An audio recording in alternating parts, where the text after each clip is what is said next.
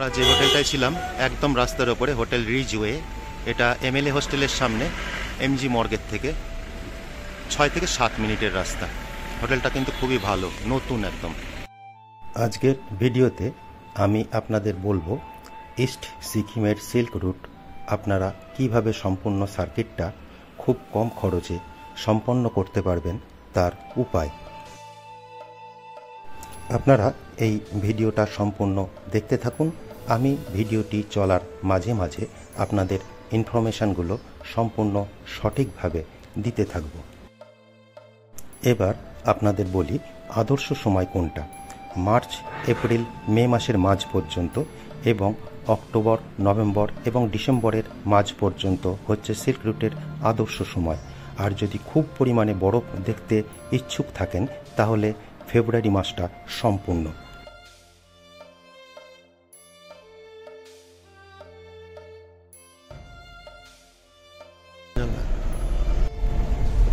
আমরা তো গাড়ির মধ্যে মাত্র আছি দুজন, আর এ হচ্ছে ধনী ভাই, পেডংয়ে বাড়ি।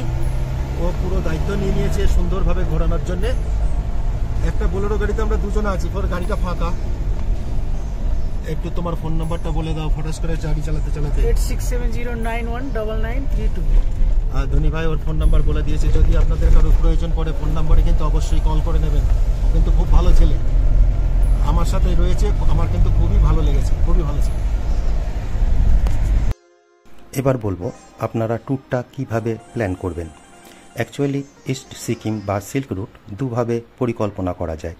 শুরু করা যায় আপনাদের সিলারিগামের দিক থেকে, ইচ্ছাগাঁওয়ের দিক থেকে, সিনজি অথবা খোলাকামের দিক থেকে, অথবা আপনারা শুরু করতে পারেন এনজিপি হয়ে গ্যাংটক থেকে শুরু করে সিলারিগাঁও বা ইচ্ছাগাঁওতে গিয়ে আপনারা শেষ করে এনজিপি হয়ে বাড়ি আসতে পারেন, অথবা বাগডোগরা হয়ে বাড়ি আসতে পারেন।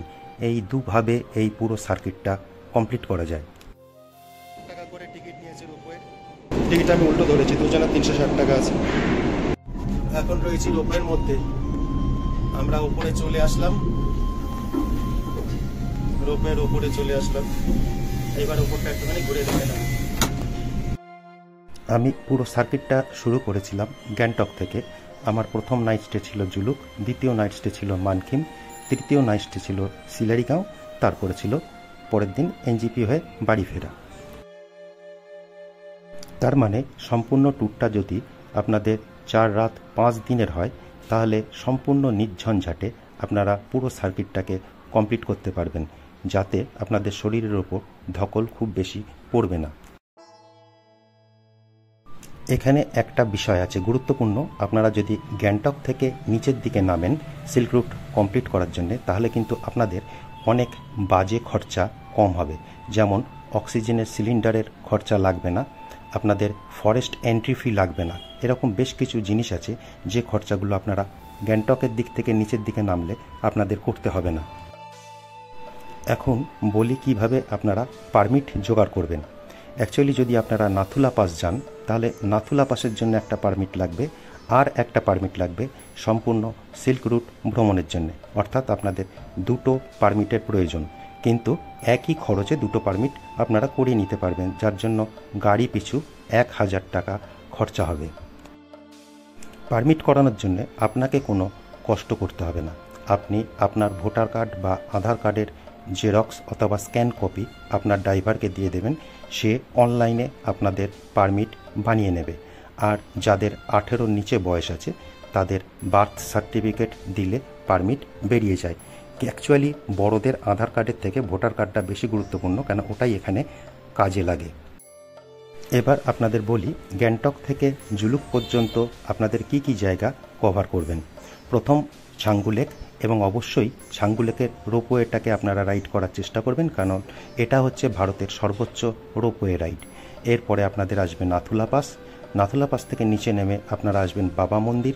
সেখান থেকে আপনারা কুপুপ লেক যেতে পারবেন এবং সেখান থেকে ডোকলাম বা জেলেপলা পাস যাওয়ার রাস্তা দেখতে পাবেন। এরপরে থাম্বি ভিউ পয়েন্ট আসবে, তারপরে আসবে নাথাং ভ্যালি। এই জায়গাগুলো আপনারা কভার করে জিগজ্যাগ রোড দেখে আপনারা চলে আসবেন সরাসরি জুলুকে। সেখানে হবে আপনাদের নাইট স্টে। এই রাস্তাটা পুরো কভার করতে আপনারা যদি গ্যাংটক থেকে মোটামুটি 7:30-8টার মধ্যে বের হন তাহলে জুলুক পৌঁছতে পৌঁছতে আপনাদের প্রায় 5টা বেজে যাবে। একটা বিষয় মাথায় রাখবেন, যদি জিগজ্যাগ রোড খুব ভালোভাবে দেখতে হয় তাহলে জিগজ্যাগ রোডের জায়গাটা চেষ্টা করবেন 2 থেকে 2:30টার মধ্যে ক্রস করার, কেননা একটু বেলা বাড়লে এখানে মেঘ পরিপূর্ণ হয়ে যায়। আমাদের যেতে 2:30 বেজে গেছিলো। আমরা কিন্তু এই যেভাবে দেখছেন ছবি, ঠিক এইভাবেই দেখেছি। একদম পুরো ক্লিয়ার পরিবেশ ছিল না।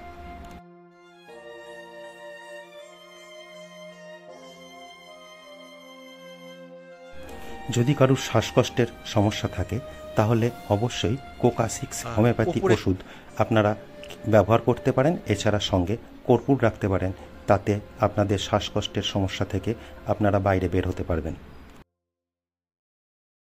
আমরা মোটামুটি 4:30 বা 4:45টার মধ্যে জুলুক পৌঁছে গেছিলাম। তখন সূর্য অস্ত যাচ্ছিল। ঠিক এই যেরকম দেখছেন এই রকম পরিস্থিতিতে আমরা জুলুকে পৌঁছেছিলাম। জুলুকের মেন রাস্তা থেকে একটু নিচের দিকে আমাদের হোমস্টে ছিল, গঙ্গাসাগর। হোমস্টেটা ভালোই ছিল। এখানে একটা কথা বলে রাখা দরকার, আপনাদের যদি কোনো হোমস্টের প্রয়োজনীয়তা থাকে, আমি যে হোমস্টেগুলোকে ব্যবহার করেছি তার সম্পূর্ণ ফোন নাম্বার এবং ডিটেলস ডেসক্রিপশান বক্সে দেওয়া থাকবে। আপনারা চাইলে কন্ট্যাক্ট করে নিতে পারেন, তাতে কোনো অসুবিধা হবে না। আপনারা যদি 6-7 জন হন গ্রুপে, তাহলে কখনোই ট্যুর এজেন্টের মাধ্যমে কোনো ট্যুর করবেন না, বা ইউটিউব ইনফ্লুয়েন্সারের দেওয়া তথ্যের উপর নির্ভর করে কোনো ট্যুর করবেন না, তাহলে খরচা বেশি হবে। সবসময় যে কোনো ট্যুরের কন্ডাক্ট আপনারা নিজেরা করবেন। আজকে আমাদের জুলুকের শেষ দিন, এবার পরবর্তী গন্তব্য মানকিন। এবার আমরা জুলুক থেকে রওনা হচ্ছি 10:15 বাজে সকাল। होमस्टे का नाम और फोन नंबर होमस्टे का नाम गंगासागर होमस्टे। फोन नंबर बोल दीजिए। 9064442771 9064442771।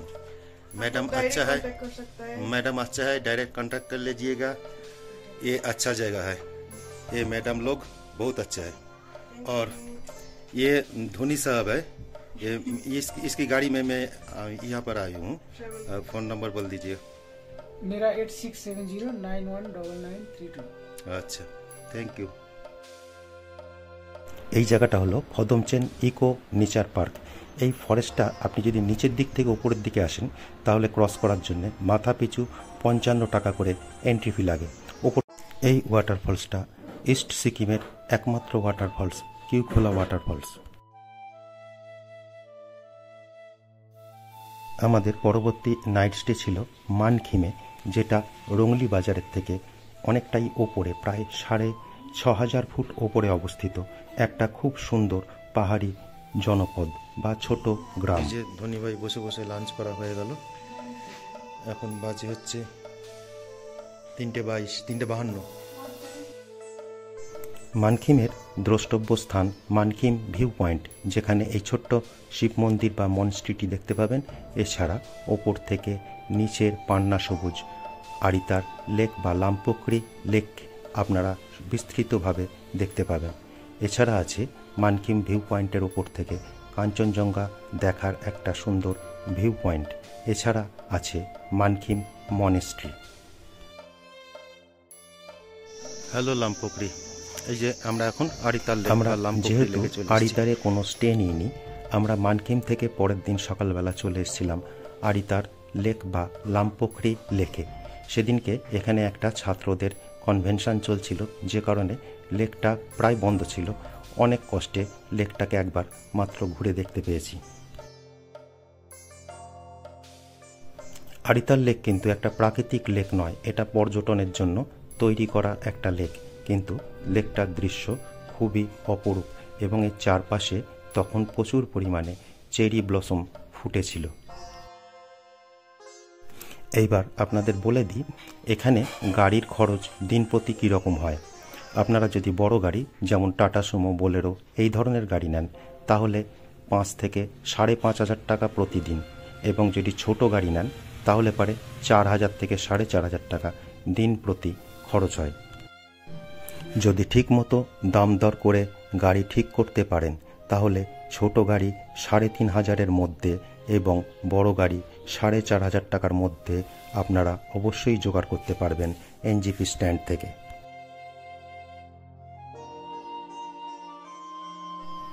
আরিতার লেক সম্পূর্ণ ভ্রমণের পর আমাদের গন্তব্য ছিল রেনকের গণেশ মন্দির। জুতোর শেপ। এখন আমরা যাচ্ছি রেনকের গণেশ টেম্পল দেখতে, তারপর যাব ঋষিখোলা। আগে রেনক পড়বে, রেনকের গণেশ টেম্পল দেখবো, তারপরে দেখবো ঋষিখোলা। রেনকের গণেশ মন্দির হলো সিকিমের সবথেকে বড় গণেশ মন্দির। আমরা রেনকের গণেশ মন্দির দেখে পৌঁছেছিলাম ঋষিখোলাতে। এখন যে নদীটা আপনারা দেখছেন এটা হচ্ছে ঋষিখোলা নদী, যার একদিকে সিকিম এবং আর একদিকে পশ্চিমবঙ্গের কালিম্পং জেলা। এটা চেকপোস্ট, ওয়েস্ট বেঙ্গল পুলিশের চেকপোস্ট। এইখানে নিচে ঋষি নদী সশব্দে বয়ে চলেছে। আগে এখানে নামা যেত, কিন্তু এখন এখানে নামা যাচ্ছে না, রাস্তাটা ভেঙে গেছে বলে। আর এখন সিলারিগাঁওতে আমরা এই হোমস্টেটা পেয়েছি। এটা হচ্ছে দিলীপ তামাংয়ের হোমস্টে। এই ঠিক এই জায়গাতে একটু আগে ঢোকার সময় কাঞ্চনজঙ্ঘা দেখতে পাচ্ছি, এখনো দেখা যাচ্ছে যা, কিন্তু ক্যামেরাতে দেখা যাবে না। ইস্ট সিকিমের প্রত্যেকটি স্পটের আমার আলাদা আলাদা ভিডিও দেওয়া আছে প্লে লিস্টে। যদি আপনারা চান সেখান থেকে ভিডিওগুলোকে দেখে নিতে পারবেন। সিলারিগাঁও থেকে 25 মিনিটের ট্রেক করে এরামিটি ভিউ পয়েন্ট দেখতে যাওয়া যেতে পারে। সেখান থেকে আপনারা তিস্তা নদীর 9টি অপার্থিব বাঁক এবং কাঞ্চনজঙ্ঘার অপরূপ সৌন্দর্য অবশ্যই দেখতে পারবেন। এছাড়া সূর্যোদয় ও সূর্যাস্ত ওই জায়গা থেকে খুব ভালোভাবে দেখতে পাওয়া যায়। এছাড়া সম্পূর্ণ পাহাড়ের গ্রামটাকে সকালবেলা যদি আপনারা কমপ্লিট করে ঘুরে নিতে পারেন তাহলে খুবই ভালো লাগবে। সিলারিগাঁওয়ের অ্যাকচুয়ালি দুটো অংশ, একটা একটু নিচের দিকে, একটা ওপরের দিকে। সিলারিগাঁওয়ের ওপরের দিকের কোনো হোমস্টেতে থাকলে আপনারা ভিউ যথেষ্টই ভালো পাবেন। আমি ছিলাম একদমই সিলারিগাঁওয়ের শুরুতে নীরজ হোমস্টেতে, সেখান থেকে এই দৃশ্যগুলো আপনারা দেখতে পাচ্ছেন। এরপরে আপনাদের আমি নিয়ে যাব র্যামিটি ভিউ পয়েন্টে। এটা 25 মিনিটের ট্রেকিংয়ের রাস্তা ছিল। একটুখানি মাটির রাস্তা, এখানে গাড়ি যায় না, হেঁটে যেতে হবে, হেঁটে আসতে হবে, কিন্তু যাওয়ার পরে কষ্ট লাঘব হয়ে যাবে অপরূপ দৃশ্য দেখার পর। সেটাও তো সোজা, এখানে তো কেউ নেই যে উল্টো পাল্টা রাস্তায় চলে গেলে জেনে নেব। দেখা যাক কতদূর কি দাঁড়ায়। অ্যাকচুয়ালি তিস্তার 9টা বাঁক দেখতে পাওয়া যায়। যখন আসলাম তখন একটু দেখতে পাওয়া যাচ্ছিল, এখন সম্পূর্ণটাই ঝাপসা হয়ে গেল। হ্যাঁ, তিস্তা নদী। এটা হচ্ছে র্যামিটি ভিউ পয়েন্ট। এখান থেকে তিস্তার 9টা বাঁক পরিষ্কার দেখতে পাওয়া যায় যদি আকাশ পরিষ্কার থাকে। সম্পূর্ণ দিকটাই ঝাপসা। আপনাদের যদি কোনো বিষয় সম্বন্ধে জানার থাকে তাহলে অবশ্যই কমেন্ট করবেন, আমি কমেন্টের উত্তর দিয়ে আপনাদের সাহায্য করব।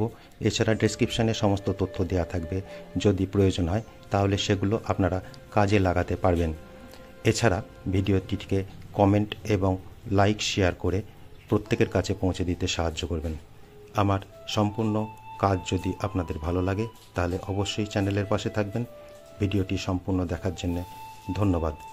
আসার পথে প্রায় 4.5 ঘন্টা সময় লাগে সিলারিগাঁও থেকে এনজিবি পৌঁছতে, এবং আমাদের রাতের ট্রেন ছিল দার্জিলিং মেল 7টা 45 মিনিটে।